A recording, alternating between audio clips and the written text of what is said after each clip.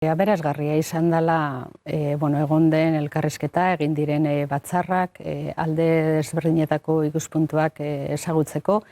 Adibidez, Emakunde bezala, lehenengoz horrelako espazio batean gaudela ez. Egon gara berdintasunerako legea onartu zenetik, 2005 urtean, enpresetan berdintasun planak egiteko diru laguntzak ematen, eta erakundean enpresei lotutako berdintasunean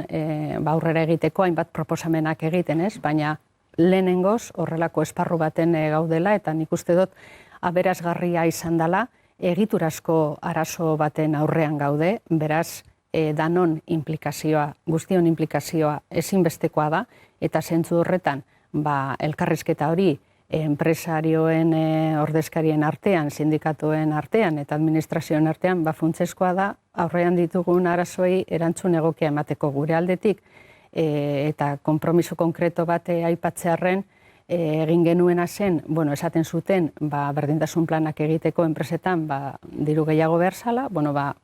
ezoiko diru laguntza bat, maiganean jarri genuen, eta horri esker enpresa batzuk euren diagnosiak eta berdintasun planak egiteko aukera izan dute, eta datorren urtera begira handitu dugu ere gure aurrekontuetan dugun partida. Eta esandakoa, espero dodana da, harreman hau edo elkarrizketa hau aurrera joatea, eta gai espezifiko eta garrantzitsu batzuetan adostasunetara heldu, adibidez, konziliazioaren inguruan, aipatu den modun, eta orain datozen hilabetera begira pentsatu dela pilotaje bat egitearena, berdintasun planak, diagnosiak egitera doazen enpresa horiei laguntza bat ematea, formakuntza, berdintasun batzordeak osatzen direnean, eta hortik ataratako esperientzia honak, gehi adibidez gure ibilbidea kontuan izan da, identifikatuta ditugunekin, aukerak aurkeztu enpresei bide honetan ere aurrera egin alizateko, argi utzita